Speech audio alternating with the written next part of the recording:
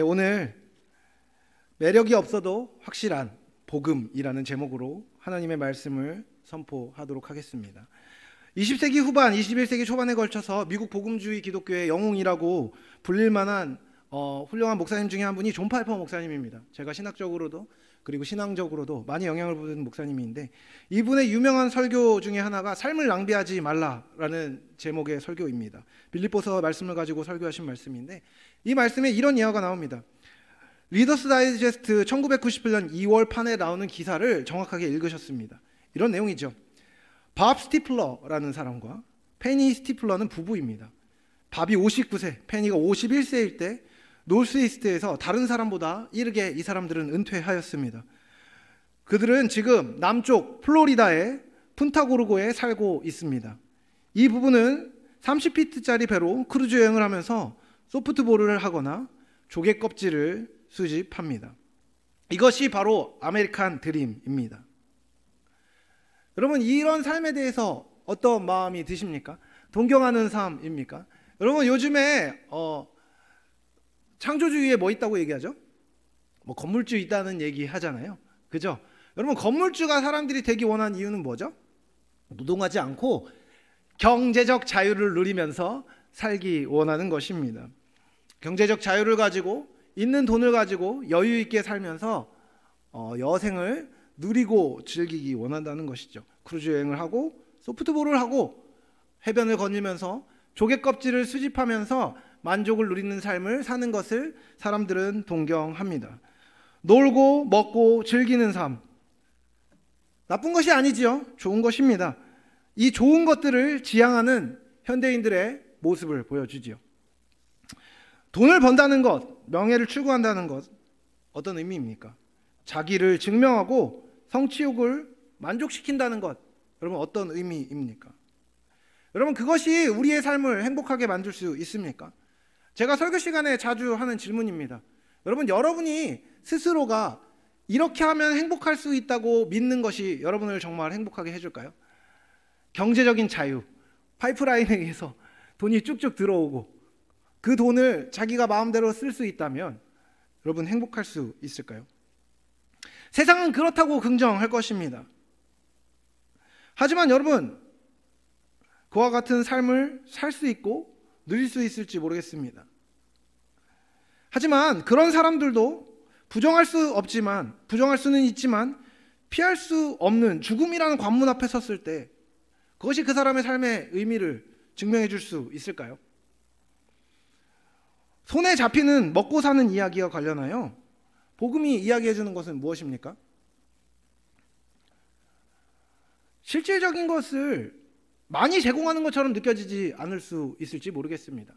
예수님을 믿으면 좋은 직장에 취업할 수 있고, 예수님을 믿으면 좋은 학교에 진학할 수 있고, 예수님을 믿으면 성공할 수 있다는 잘못된 메시지들이 강단에서 울려 퍼졌던 적이 있습니다. 그것은 목회자의 잘못, 설교자의 잘못이라고 정직하게 고백할 수 있는 내용이죠. 당장의 취업, 당장의 연애, 당장의 결혼, 당장의 부귀를 복음은 말하지 않습니다. 복음은 그것들을 말하지 않습니다. 그래서 매력적으로 느껴지지 않을 수 있습니다. 하지만 여러분, 복음은요, 감성을 주는 것이 아닙니다. 복음은 확실한 보증을 말하죠. 많은 사람들이 저를 볼 때 제가 T라고 얘기합니다. 확신의 T, 대문자 T, 그렇죠? 대문자 T 중에서도 폰트 200 이상의 거대한 T이지요. 여러분, 느낌이 중요합니까? 물론 감성 중요할지도 모르겠습니다. 하지만 여러분이 얼마나 매력적으로 느끼느냐가 여러분을 행복하게 해주는 것은 아닙니다. 그것의 효력이 중요한 것이죠. 그게 중요합니다. 여러분, 오늘 본문은요, 고린도 교회를 향하여서 사도 바울이 보낸 편지입니다. 고린도 교회는 어떤 교회입니까? 제가 몇 번 설교할 때 설명한 적이 있습니다. 이 교회는요, 고린도라는 도시에 세워져 있었던 교회였습니다. 고린도라는 도시는요, 굉장히 세속적이고 음란한 도시였죠. 항구 도시였고 돈이 많은 도시였고 문화적으로 융성한 도시였습니다. 돈이 몰리고 문화가 몰리고 사람들이 몰렸습니다. 문화가 융성하였고 각종 다양한 문화와 종교의 중심지였습니다. 그리고 다양한 헬라의 사상들, 그리스의 철학들, 사상들이 고린도로 많이 유입되었습니다. 그런 상황 가운데 교회가 흔들리게 되었던 것이죠. 고린도 교회는 애초에 엄청나게 건강한 교회는 아니었습니다. 하지만 사도 바울이 개척하였고 그들에게 참된 복음을 전하고 몇 년 목회를 하다가 이 자리를 떠났죠. 이 자리를 떠났을 때 이 성도들의 삶이 그렇게 굳건하게 서 있지는 않았던 것 같습니다. 그래서 그런지 그 상황 가운데 교회 안에 거짓 교사들, 잘못된 가치들이 부딪혀 들어올 때 충분히 이겨내지는 못했습니다. 그래서 분열이 일어났고 문제가 일어났죠. 그들 사이에 있는 갈등과 세상과 겪는 갈등은요, 고린도 교회 성도들의 믿음을 계속해서 쥐고 흔들었습니다. 우리의 삶이 흔들리는 것과 비슷하지요. 그때 사도 바울은요, 이 고린도 교회에 이 편지를 보냈습니다. 그리고 오늘 함께 읽은 본문을 통해 그들의 믿음을 굳게 하려고 시도합니다. 십자가에 못 박히신 예수 그리스도로 인한 구원의 복음은 세상 사람들에게 매력적이지 않습니다. 그리고 당장의 문제를 해결해 줄 수 없을 것 같이 느껴진다는 것을 사도 바울은 잘 알고 있었습니다. 저는 사도 바울도 T였다고 생각합니다. 아마 사고 중심형이 아니었을까 생각할 수밖에 없죠. 근데 여러분, 그는요, 느낌이 아니라 사실을 말합니다. 그리고 그것에 대해서 판단하라고 이야기하지요. 23절에서 25절까지 말씀해 보면 사도 바울이 이렇게 얘기합니다. 우리는 십자가에 못 박힌 그리스도를 전하니 유대인에게는 거리끼는 것이요 이방인에게는 미련한 것이로되 오직 부르심을 받은 자들에게는 유대인이나 헬라인이나 그리스도는 하나님의 능력이요 하나님의 지혜니라. 하나님의 어리석음이 사람보다 지혜롭고 하나님의 약하심이 사람보다 강하니라. 여러분, 이렇게 얘기하는 겁니다. 내가 지금 너희들에게 전하는 복음은 그 도시에 살고 있는 유대인, 그 도시에 살고 있는 그리스도인이 원하고 바라는 것은 아닐지 모른다. 하지만 이것은 그들에게 필요한 것이다 라고 사도 바울이 이야기하고 있는 것입니다.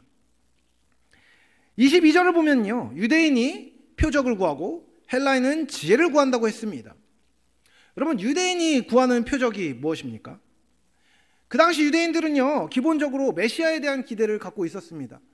유대인들은 로마라는 제국의 식민지 생활을 하고 있었던 것이죠. 그래서 그들은 메시아가 나타나서 이전에 있었던 그들의 정치적, 사회적, 문화적, 종교적, 군사적 영광을 회복시켜 주기를 원했습니다. 이것은 성경에 근거한 것이었습니다. 성경에서 오실 메시아가 너희를 구원할 것이라고 얘기했기 때문입니다. 하지만 그들은 그것의 참된 의미를 알지 못했습니다.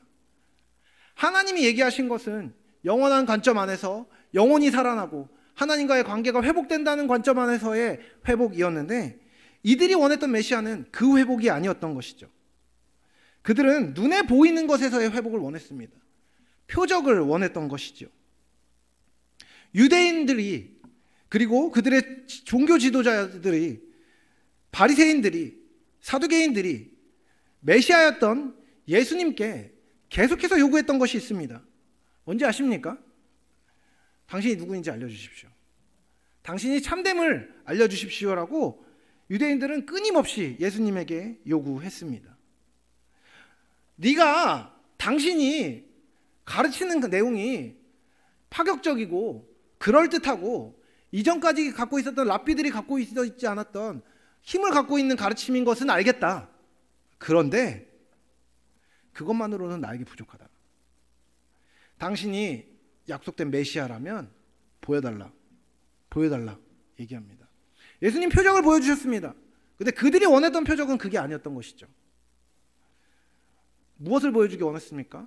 그들은 예수님의 능력을 보기 원했습니다. 어떤 능력입니까? 그들이 생각하는 지도자의 능력인 거죠. 여러분, 그들이 생각하는 지도자의 능력은 무엇입니까? 군사력이죠. 힘이죠. 재물이죠. 권력이죠. 당신이 그 힘을 소유하고 있고 그 힘을 소유할 수 있고 그 힘으로 말미암아 우리를 인도할 수 있는 영도자적인 존재에 있다는 것을 우리에게 보여주라고 계속해서 그들은 요구했습니다. 그들이 얘기한 표적은 그것이었던 것이죠. 그들은 능력이 필요했습니다. 눈에 보이는 손에 잡히는 능력을 요구했죠. 여러분, 누가 그들을 비난할 수 있겠습니까? 지도자를 선택하는 데 있어서 중요한 덕목 아니겠습니까? 압제가운데 있던 이 사람들이 전능한 구원자를 구하는 것이 나쁜 일입니까? 아닙니다. 좋은 일입니다. 하지만 여러분, 그들은요, 하나님을 자신들의 지식의 범위 안으로 제한했습니다. 그리고 그분이 일하신다고 약속한 것을 듣고 그분이 일하실 내용을 자기 마음대로 정했습니다. 결국 유대인들이 원했던 표적은요, 다른 것이 아닙니다. 또 다른 출애굽인 것이죠. 출 로마를 하기 원했던 겁니다. 그것을 요구한 것이죠. 여러분, 헬라인이 구하는 지혜는 무엇입니까? 헬라인이라는 민족의 특성에 대해서 역사가 헤로도투스는 이렇게 말했습니다. 모든 그리스인들은 모든 종류의 배움에 열정을 가지고 있다. 여러분, 헬라인은요, 다른 말로 얘기하면 그리스인입니다. 당시의 그리스도인들을 표현하는 말은 그들이 지성을, 지식을, 이성을 추구했다는 것입니다. 여러분, 그것들을 추구함으로써 이 그리스 사람들이 갖게 된 것이 뭔지 아십니까? 정말 광명한, 광채가 나는 눈부신 문명이었습니다. 문명의 최첨단을 그리스인들은 걸었고 그 걸어간 길을 로마인들은 함께 걸어갔습니다. 문명의 최첨단이 그곳에 펼쳐졌던 것이죠. 이전에 미신적이고 열등하다고 여겨지는 다른 종교들을 버렸습니다. 그리고 그들은 철학을 논하기 시작했죠. 여러분, 철학이 영어로 뭐죠? 필로소피죠? 그죠? 뭐죠? 예, 필로소피입니다. 필로소피라는 영어 이 단어는요, 철학의인데 이 두 가지 단어가 합쳐진 말입니다. 필로와 소피아죠. 필로라는 말은 뭐냐면요, 사랑하다라는 뜻입니다. 소피아는 뭐죠? 지혜라는 뜻입니다. 그럼 필로소피는 뭐예요? 지혜를 사랑하는 것입니다. 여러분, 이들이 원했던 지혜는 무엇입니까? 이들이 원했던 지혜는요, 인간 이성으로 말미암은 해방이었습니다. 이 사람들은 미신을 배격했지만 우상을 숭배했습니다. 그들의 우상 숭배는 하나님을 하나님으로 보는 것이 아니라 이성으로 두고 우리에게 상식으로만 살라고 이야기하는 것입니다. 헬라인이 구하는 지혜는 상식적인 삶입니다. 여러분, 이것은요, 우리에게 자주 던져지는 질문일 것입니다. 과학과 이성의 시대, 종교를 갖는 것은 미개한 일 아닙니까? 종교적이라는 비아냥을 듣게 됩니다. 물론 여러분, 요즘에 너무 어느 때보다도 과학이 발달하는 시대이지만 어느 때보다도 미신이 발달한 시대인 것은 역설적인 일입니다. 그렇게 많이 타로점을 보러 다니고 여전히 용하다는 점쟁이 집에는 예약을 못해서 줄을 서고 불티가 나고 교회에 다니는 사람들도 미신을 쫓아서 점쟁이를 따라 다닌다는 이야기를 들으면 열불이 터집니다. 그런데 그렇게 미신을 쫓아다니고 오늘의 운세를 보고 있는 사람들이 하나님의 뜻을 이야기하면 무시하는 것도 분통이 터지는 일이지요. 어쨌든 다른 얘기를 했습니다. 눈에 보이는 증거와 이성과 상식에 근거한 삶, 그리고 눈에 보이지 않고 손에 잡히지 않는 영혼이 아니라 지금 당장의 삶에서 너의 삶을, 너의 오감을 만족시킬 수 있는 삶을 살라고 그렇게 사는 삶에 집중하라는 주장이 바로 성경이 얘기한 헬라인이 구하는 지혜, 당시 사람들이 얘기했던 이성의 지혜입니다. 이런 것들을 사람들이 구한다고 사도 바울이 이야기합니다. 어떻습니까?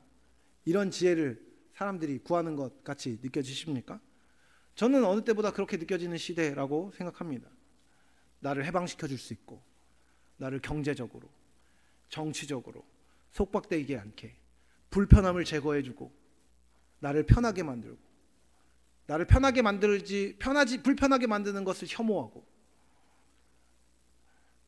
지금 당장 내 눈에 보이는 이득을 쫓도록 해주는 것이 아니면 배격하는 세대, 오늘날의 세대, 오늘날의 세상입니다. 그런데요, 바울은 이와 같은 것에 대해서 그것이 얼마나 부당한지를 논박하지 않습니다. 바울이 이야기합니다. 자신이 말의 지혜로 하지 않겠다고 말이죠. 그 이유는 그리스도의 십자가가 헛되지 않게 하기 위함이라고 사도 바울은 고백합니다. 그는 이렇게 말하죠. 십자가의 도가 멸망하는 자들에게는 미련한 것이요 구원을 받는 우리에게는 하나님의 능력이니라. 아멘. 여러분, 바울이 이야기하는 십자가의 도는 무엇입니까? 우리는 막연하게 십자가를 보며 살아야 한다고 이야기합니다. 그리스도의 십자가를 우리가 바라보고 그리스도의 십자가를 지고 살아야 한다는 이야기를 강단에서 계속해서 이야기합니다. 찬양합니다. 여러분, 근데 그것의 본질이 무엇입니까? 그것의 실질적인 적용은 무엇입니까? 그 자세한 내용을 막상 설명해 보라고 하면 사람들은 이야기하지 못합니다. 뭐 광고도 아니고 그거 참 좋은 건데 말로는 못하겠네 라고 생각하는 겁니다. 아니, 솔직히 얘기하면 말도 잘 하지 않죠. 하지만 여러분, 그거 아십니까?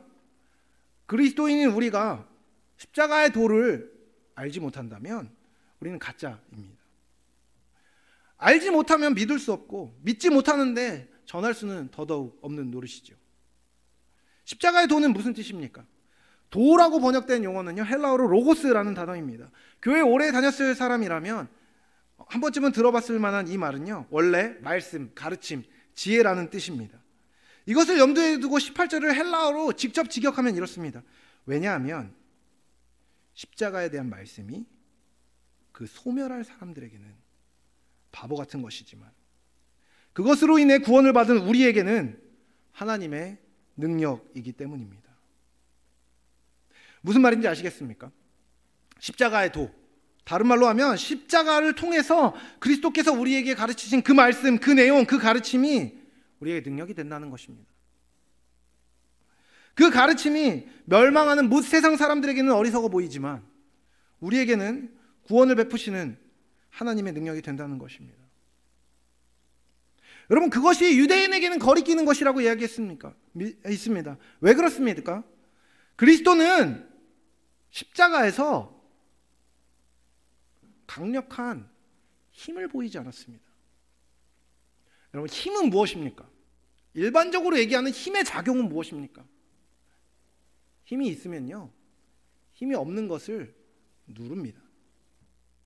힘이 있으면 힘이 없는 것을 밀어내지요. 힘으로 힘이 없는 것을 이겨내는 것입니다. 폭력이 사용되지요. 여러분, 힘 없는 자가 힘 있는 자에게 폭력을 당하지 힘 있는 자가 힘 없는 자에게 폭력을 당하는 것은 상식이 아닙니다. 그런데요, 그리스도는 분명히 능력이 있으신 분이었습니다. 온 땅과 만물을 창조하신 분이셨습니다. 그런데 그분이 십자가에 매달리셨습니다. 십자가에 강제로 끌려가신 것이죠.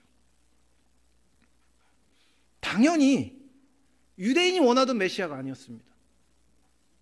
그런 메시아를 원할 수 없었던 것이죠. 그래서 유대인에게는 거리끼는 것이었습니다.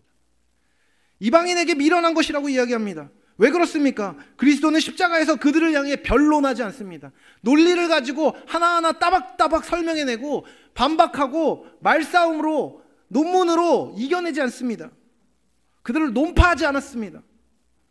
상식적으로 생각할 때에 내가 죄 없다고 이야기하고 말발로 밀어붙여서 그 상황을 극복해내야 되는데 예수님은 그 상황을 극복해내지 못하신 것처럼 보이는 것이죠. 변론하라라고 얘기하는데 십자가에 가는 과정에서 예수님은 말씀하지 않으셨습니다. 주장하지 않으신 것이죠. 자기를 방어하지 않았습니다. 그리스도는요, 예수님은요, 십자가에서 이렇게 말씀하십니다. 지금 하나님과 원수된 자들이 하나님과 화목하게 하도록 하기 위해서 생명을 내어주라고 말씀하십니다. 삶을 내어주라고 말씀하십니다. 마음을 내어주라고 얘기하십니다. 불의에 정항하고 하나님 나라의 가치인 공평과 정의를 행하되 대응적으로 하는 것이 아니라 인내하고 십자가를 지고 손해보며 다른 사람에게 유익을 끼치며 살라고 예수님은 십자가에서 말씀하십니다. 하나님의 영광을 위해 이 땅의 삶이 아니라 영혼을 바라보며 이 땅에서 참된 그 자체를 추구하며 살라고 말씀하시는 것입니다. 이것은요, 유대인에게 거리끼는 것이고 헬라인에게 미련한 것이며 상식 밖의 일입니다. 십자가는요, 기독교의 대표 상징입니다. 하지만 그렇게만 생각하면 안 됩니다. 십자가는요, 상식 밖의 일을 이야기하는 것입니다. 예수님께서는요, 이 상식 밖에 사람들이 듣기에 거려지는 십자가를 통해 우리에게 명확한 메시지를 던지십니다. 그것이 복음입니다. 십자가가 복음이라고 이야기할 때 그것은 구체적인 의미를 갖고 세 가지로 요약할 수 있습니다. 첫 번째, 십자가는요, 하나님이 얼마나 의로우신 분이심을 보여줍니다. 하나님의 공의는요, 죄를 확실하게 심판하신다는 진리가 십자가 예수 그리스도의 죽음과 부활을 통해 선포됩니다. 십자가는 로마 시대 형벌의 틀이었습니다. 그것도 가장 악독한 죄수를 죽이는 형틀이었습니다. 하나님께서는 죄가 없고 흠이 없고 온전하신 당신의 독생자 예수님을 당시로서는 가장 수치스럽고 치욕적인 형틀인 십자가에 죽이셨습니다. 무엇을 위해서요? 인간의 죄를 사하기 위해서 당신의 아들에게 그 죄를 전가하셔서 그 죄의 대가를 치르게 하셨습니다. 하나님은 죄에 대해서 반드시 심판하셔야 하는 공의의 하나님이시기 때문입니다. 그분은 죄와 함께할 수 없는 거룩한 분입니다. 십자가를 바라볼 때마다 우리는 죄의 심각성을 생각해야 합니다. 죄의 싹은 사망뿐입니다. 죄의 대가는요, 생명으로만 갚을 수 있습니다. 그 대가 지불을 원래 우리가 해야 하는 것입니다. 우리는 죄로 말미암아 죽을 수밖에 없는 운명이었습니다. 우리는 우리 죄를 죽지 않고 해결할 수 있는 능력이 없습니다. 심판은 우리 앞에 놓여 있죠. 근데 그 심판의 대가를 예수님이 지신 것입니다. 여러분, 심판이 없어진 게 아닙니다. 착각하시면 안 됩니다. 심판의 형벌이 우리를 대신해서 그리스도께 내려진 것입니다. 심판의 예외는 없었습니다. 하나님의 엄위하심은 죄를 향하여 엄격하고 단호하게 심판하시는 행동을 우리에게 보여주셨습니다. 당신의 아들, 근본 하나님의 본체이셨던 예수께서 죽음으로 대가를 치러야 할 만큼 죄는 심각한 것이었고, 하나님의 공의는 관철되어야만 하는 절대적이라는 것이 십자가를 통해 선포됩니다. 이것이 바로 십자가를 통해 선포되는, 모든 죄를 모른 척하지 않으시고 심판하시는 하나님의 정의, 하나님의 공의입니다. 둘째로 십자가는요, 하나님의 사랑을 보여줍니다.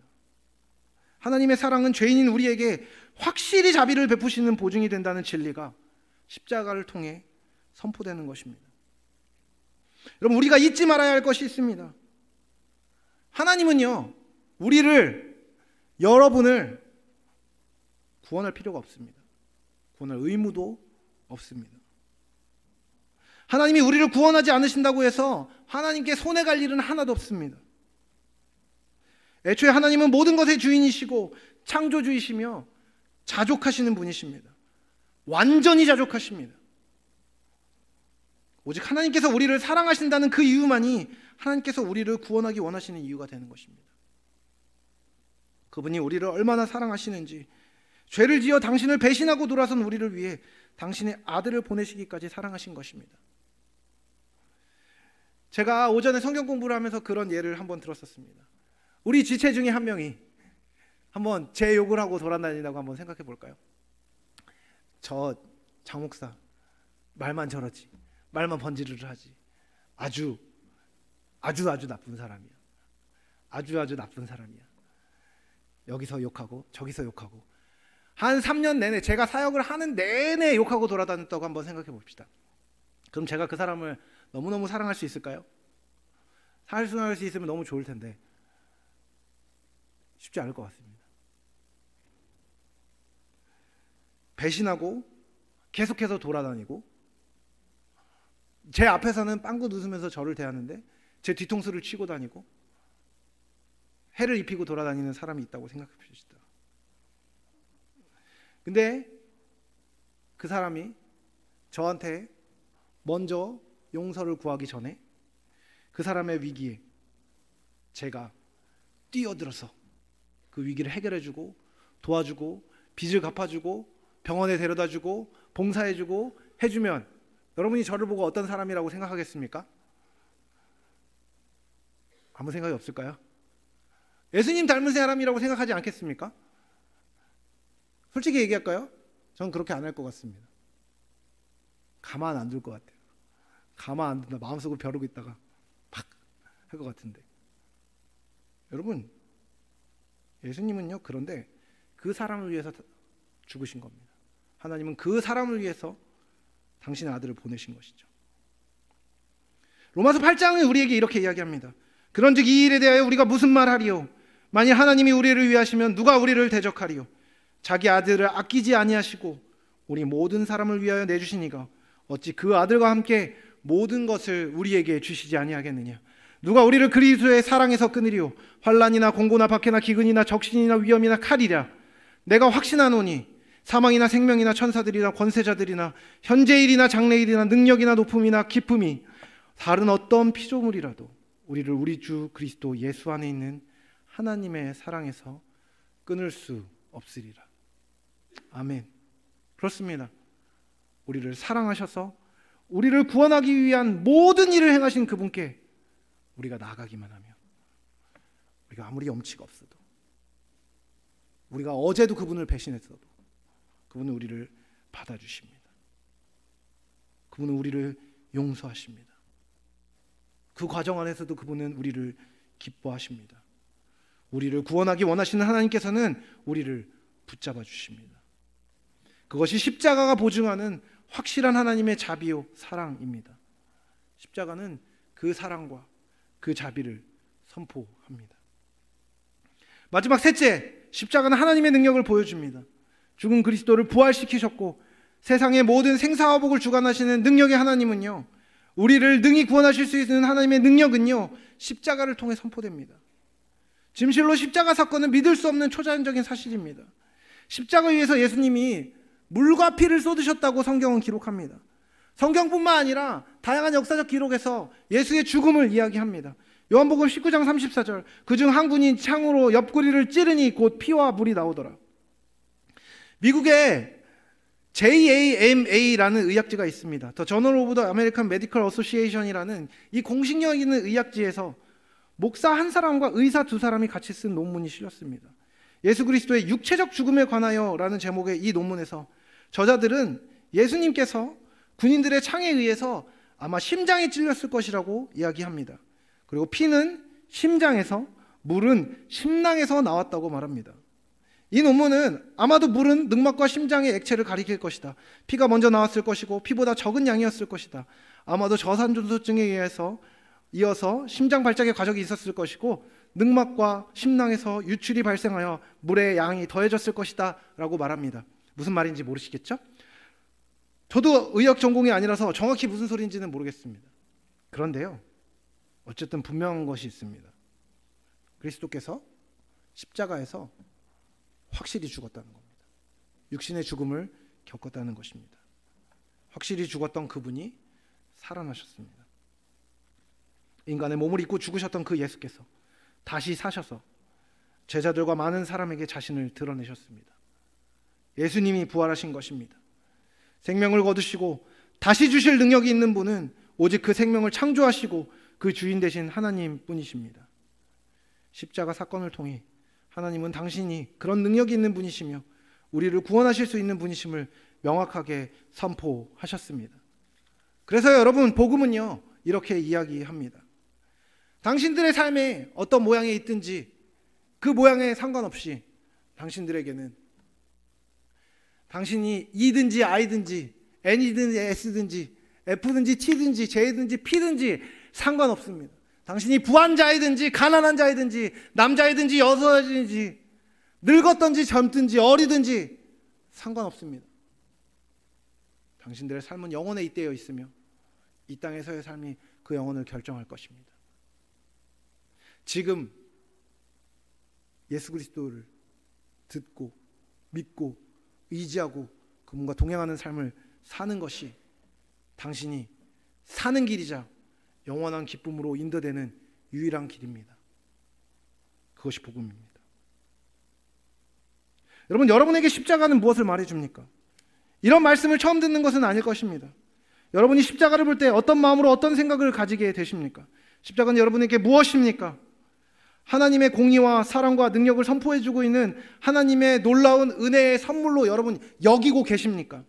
아니면 세상 사람들과 다르지 않는 그저 바보 같은 이야기에 불과합니까? 아니면 그것도 아니면 그냥 많이 들어왔지만 나랑 실질적으로 관계를 맺고 있지 않은 상관없는 말씀입니까?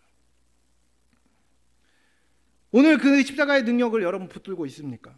아니면 이전에는 상관이 있었지만 이제는 잊혀져 버려서 혹은 이제 더 이상 내 삶에 영향을 끼치지 못하는 추억에 불과합니까? 이 질문에 대한 답이 지금 여러분의 자리를 말해줍니다. 십자가가 여러분의 삶에 지금 현재 가장 가치 있고 효력 있는 구원을 주시는 하나님의 능력, 그것이 아니라면 이제 그 복음의 능력을 회복해야 합니다. 그리고 그것은 오직 우리가 마음을 돌이켜 주님 앞에 돌아갈 때만 가능한 것입니다. 제가 오늘 오전에 청년들과 함께 성경 공부를 했습니다. 구약을 공부하고 있습니다. 제가 새삼스럽게 알게 된 것이 있습니다. 엘리야 때 이스라엘 백성들에게 엘리야가 했던 설교가 뭔지 아십니까? 하나님이 이방의 다른 신들, 거짓된 것과 다른 참된 하나님이시다. 너희들이 그것을 알기 원한다. 그것을 알고 믿고 돌이켜라. 엘리야가 말합니다. 바알의 선지자들과 싸운 이유, 그것이었습니다. 너희들이 하나님을 알고 돌이켜야 한다. 북이스라엘이 거기서 엘리야가 놀라운 승리를 거두었음에도 불구하고 돌이키지 않습니다. 엘리사 때에 동일한 일이 있었습니다. 아수르가 북이스라엘을 쳐들어왔고 남유다를 쳐들어왔을 때 하나님의 군사가 성을 지켜서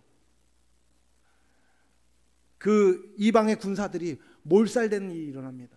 그 일을 통해서 하나님이 원하셨던 것은요, 하나님의 사심을 아는 거였습니다. 놀라운 능력을 통해서 하나님이 계심을 알고 하나님께 돌이켜서 하나님과 함께하는 백성이 되라는 것이었습니다. 어떤 일이 일어나는지 아십니까? 돌이키지 않습니다. 말씀을 읽으면서 너무 소름이 돋는 게 느껴졌습니다. 제가 지난주에 했던 설교랑 똑같은 겁니다. 그 지난주에 했던 설교랑 똑같은 겁니다. 그 한 달 전에 했던 설교랑 똑같은 겁니다. 1년 전에 했던 설교랑 똑같은 겁니다. 5년 전에 했던 설교랑 똑같은 겁니다. 10년 전에 했던 설교도 그 설교인 겁니다. 5,000년 동안, 3,000년 동안, 2,000년 기독교 역사 내내 선포된 말씀과 동일한 말씀입니다. 하나님 살아계십니다. 예수 그리스도께서 십자가를 통해서 그것을 보이셨습니다. 더 무엇을 보이셔야 하겠습니까? 여러분, 돌이키십시오. 성경의 기자들이, 수많은 기독교의 위대한 설교자들이, 수많은 하나님의 사람들이 크고 작은 곳에서, 낮은 곳에서 높은 곳에서, 모든 자리에서 하나님의 사심을 증거하였습니다. 하나님의 사심을 부정할 수 없는 삶의 많은 내용들이 있었습니다. 홍해가 갈라지고 군사들이 죽고 바알의 선지자들을 이기고 아픈 자들이 일어나고 우리 삶에도 동일한 경험들이 계속해서 있었습니다. 아팠다가 낫게 됩니다. 직장을 구하지 못하고 있었던 사람들에게 하나님이 인도하십니다. 사람에게 관계가 깨어져서 상처받은 사람들 하나님이 위로하셨습니다. 놀라운 일들을 지금도 행하고 계십니다. 십자가의 능력으로, 사랑으로 연약하고 배신하고 죄악된 자리에 있는 사람들 가운데 끊임없이 찾아가셔서 용서하신다고 말씀하십니다. 먼저 손을 내미셨습니다. 괜찮다, 나에게 돌아오라고 예수님 계속해서 말씀하십니다. 근데 우리는 계속해서 그 사실을 사실로 인정해도 돌아오지 않습니다. 그냥 있는 것이죠.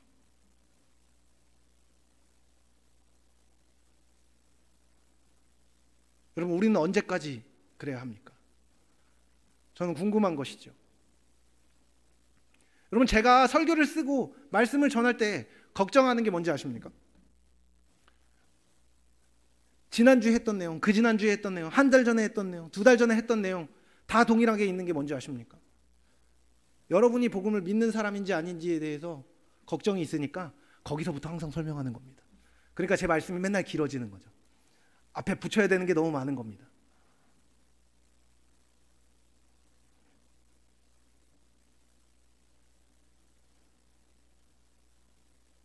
여러분, 십자가가 예수 그리스도의 복음이 하나님의 살아계심을, 하나님의 성품을, 하나님의 속성을, 또한 그 하나님이 여러분의 삶 가운데 어떤 일을 하실 수 있는지를 선포하고 있습니다. 어떻게 하시겠습니까?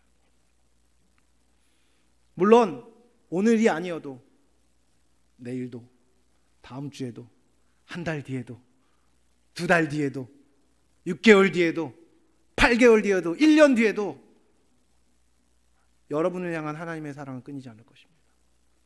계속해서 하나님 여러분을 초청하시겠죠.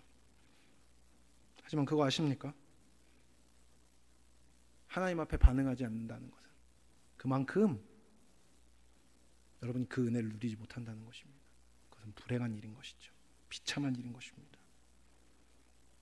그 복음의 능력이 우리 안에 회복되어야 합니다. 그리고 그것은 우리가 마음을 돌이켜 주님 앞에 돌아갈 때만 가능합니다. 십자가가 온 세상에 선포하는 그 구원의 복음을 바라봅시다. 의로우시고 자비하시며 전능하신 하나님께 우리의 삶을 온전히 드리고 그분의 가르침에 순종하십시다. 이 땅에서 그 십자가 영광을 널리 선포하는 복된 은혜가 저와 여러분의 삶에, 우리의 삶에 넘치기를 사랑하는 주님의 이름으로 축복합니다.